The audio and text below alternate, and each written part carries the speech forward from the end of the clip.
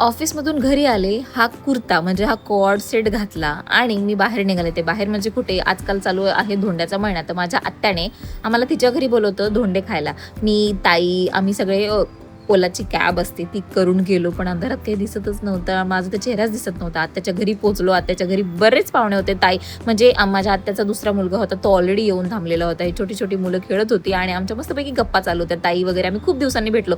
असं जेव्हा आपण फॅमिलीला खूप दिवसांनी भेटतो ना, तेव्हा खूप मजा येते. आणि हा माझ्या ताईचा मुलगा आहे, म्हणजे आत्याचा नातू आहे. युग नाव आहे याचं. खूप क्यूट आहे. याच्यासाठी हिरोईन म्हणजेच मी आहे. बिचारा ग, लय लय लय क्यूट आहे.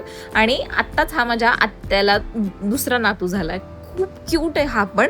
याचं नाव निशंक आहे. बिचारा रडत होता. मला कळत नव्हतं याला कसं खेळवू. मी शेवटी ना दमले.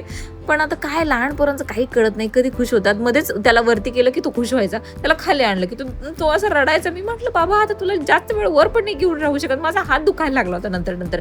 मग आम्ही सगळे परत गप्पा मारायला लागलो आणि आत्याने तेवढ्यात पुरणपोळीचं जेवणाचं ताट आणलं, जे की पुरणपोळी मला बिलकुल आवडत नाही, पण आत्याने ना सार, आमच्याकडे ना सार म्हणतात, आणि धोंडा पण दिला होता खायला, जो की मला आवडत नाही. त्याच्यानंतर म्हणजे पुरण सार जो आहे तो इतका टेस्टी होता, काय सांगू तुम्हाला. त्याच्यानंतर आत्याने ताईची ओटी भरली आणि ही माझ्या आत्याची सुनबाई आहे, जी ड्रेस घालून आहे, तिचं नाव वर्षाताई आहे. माझं आणि तिचं बॉन्डिंग खूप बेस्ट आहे. आत्या हे काय काय काय काय विधी करत होती, मला तर काही कळत नव्हतं. मी सगळ्यांचे व्हिडिओ, सगळे मला बोलत होते फोटो काढ, पण मी व्हिडिओ काढत होते. आणि हा माझ्या आत्याचा नातू युग जो आहे, त्याची मी खूप फेवरेट आहे. तुम्हाला बोलला की दीदी माझा व्हिडिओ घे, सगळे पण मला बोलले व्हिडिओ घे. मी म्हटलं हा बाबा घेते. हे सगळं झाल्यानंतर गप्पा गोष्टी झाल्या. आम्ही एक ट्रिप प्लॅन केली आहे. ती ट्रिप सक्सेसफुल होते की नाही माहीत नाही, पण हे सगळं झालं. आम्ही घरी जायला निघालो. घरी आम्ही लिटरली 12ला निघालो होतो. असं फॅमिलीसोबत वेळ कसा जातो ना, काहीच कळत नाही हो.